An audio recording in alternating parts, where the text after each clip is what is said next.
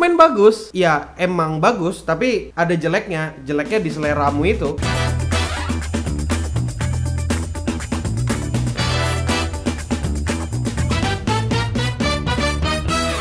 Buat kalian, para wibu yang tinggal di Goa atau nggak mau nonton Chainsaw Man karena males, animenya rame, aku bakal ceritakan sedikit tentang bagaimana ceritanya Chainsaw Man itu. Jadi, Chainsaw Man ini adalah cerita dari seorang anak yang miskin, yang dimana dia tuh miskinnya miskin mampus. Dan dia itu punya cita-cita yang cukup dalam dan sangat mulia, yaitu megang dada. Ya, cukup itu aja ceritanya. Chainsaw Man ini punya cerita yang agak nggak wajar kalau dibandingkan dengan meta-meta shonen yang lain. Yang dimana biasanya shonen lain itu punya cita-cita jadi kuat, pemimpin negara, bahkan menaklukkan dunia. Cita-citanya Denji di sini sederhana tapi dalam, yaitu megang dada Makima. Apakah jelek? Ya enggak, lumayan bagus sebenarnya. Kalau mau ngikutin pakai monkey brain bisa enjoy dengan animasinya. Kalau mau ngikutin dengan cara overthinking ala-ala milenial jaksel mencari referensi senja, sosialita, itu juga bisa dan bakal kerasa lebih bagus lagi. Tapi yang lebih bagus itu kalau kalian beli baju wibu lokal di bit.ly/tokocs. Kalau ngomongin apa yang kurang dari Chainsaw Man, yang kurang dari Chainsaw Man adalah selera kalian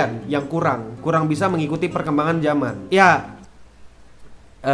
tolong ya, ini namanya sarkas. Ketika Tuhan menganugerahkan kecerdasan, tolong kecerdasan itu digunakan sebaik mungkin. Dan jangan sampai Tuhan mengambil kecerdasanmu hanya karena kau nggak bisa membedakan mana yang serius dan mana yang satir, oke?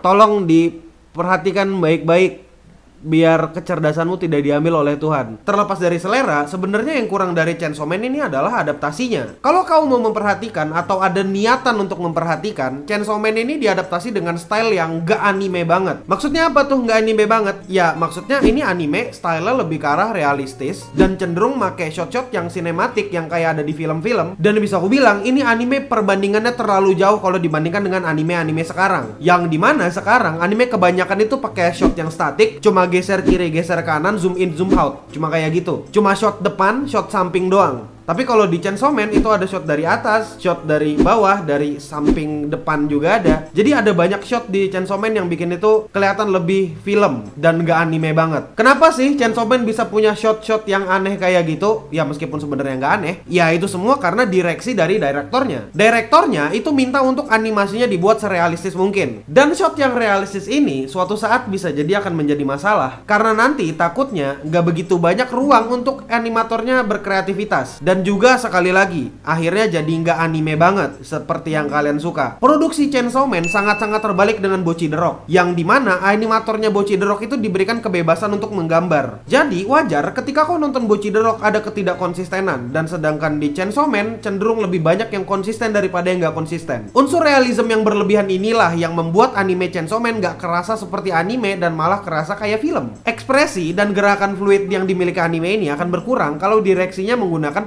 pendekatan realisme. Aku ngerasa kayak gitu karena Chainsaw Man ini banyak menggunakan rotoskop yang bikin gerakan animasinya malah kayak film. Jadi wajar kalau misalnya ada yang bilang adegan 2D di sana itu kelihatan kayak 3D atau CGI. Semua itu wajar karena beberapa adegan di sana, dan gak semua, itu menggunakan rotoskop. Jadi beberapa orang menganggap animasinya nggak fluid dan gerakan kameranya nggak dinamis. Kalau bahasa Facebooknya atau bahasa kurang cerdasnya itu kayak sebutannya kaku. Terus, apakah itu hal yang buruk? Jawabannya ya tergantung. Kalau misalnya ekspektasimu adaptasinya bener-bener sesuai manga, ya menurutmu mungkin bakal jelek. Tapi kalau nggak sesuai ekspektasimu dengan di manga, ya mungkin bagus-bagus aja. Dan kalau kau ngerti animasi dan menggeluti gimana cara produksi anime dan animasi, kau bakal berpikir itu bagus. Tapi kalau misalnya kau nggak begitu mengerti animasi atau nggak begitu ngikutin dunia animasi, kau bakal bilang ini jelek mampus. Percaya sama aku, sudah banyak orang-orang di luar sana dan animator-animator di luar sana yang mengapresiasi Chainsaw Man. Sumbernya dari mana? Ya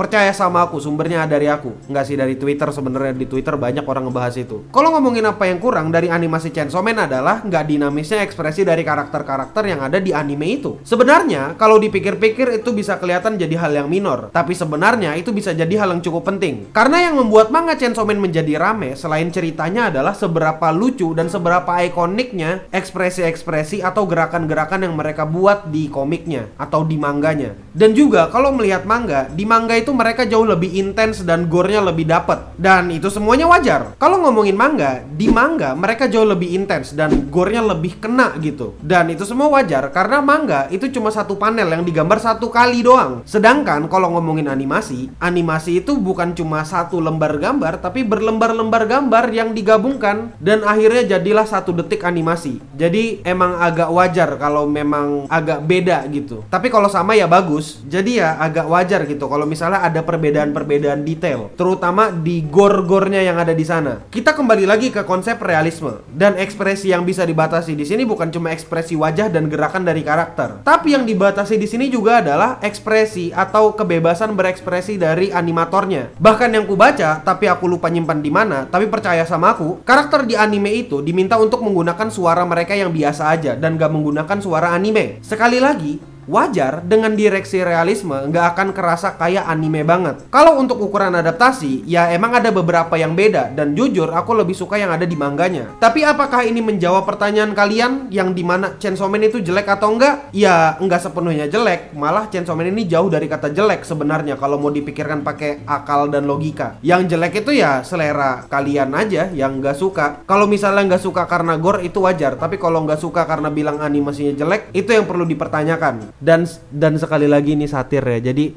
kalau kau berpikir atau menganggap serius, masa iya harus kujelaskan ulang-ulang gitu? Kayak lu nggak menghargai selera orang. Ya kalau kamu nganggap itu serius ya aku nggak tahu lagi apa yang salah dengan kau. Tapi jadi sekarang aku nanya ke kalian, menurutmu gimana? Apakah Chainsaw Man ini adaptasi yang jelek atau bagus? Kalau menurutku sendiri bagus, tapi nggak tahu menurut kalian. Kalian bisa komen di bawah. Direksi kayak gini mungkin terdengar baru di telinga banyak orang dan bener-bener unik hitungannya. Tapi dalam keunikan ini dan keberbedaan ini banyak hal yang dipertaruhkan dan dikorbankan dalam adaptasi animenya. Aku berani bilang kalau pada saat itu anime Chainsaw Man adalah anime yang secara direksi dan produksi sangat-sangat revolusioner. Aku bisa bahas detail tentang animasinya gimana, tapi ya aku nggak bakal bahas ini di sini. Aku bakal bahas di live stream. Ya mungkin itu aja dulu. Aku di sini admin Yami. Kau bisa follow Instagramku di @admin_yami dan kau bisa follow editor Clean Sound juga. Dan jangan lupa juga untuk nonton video Wibu Lokal yang lain. Ya terima kasih udah nontonin video Wibu Lokal. Stay clean and sound.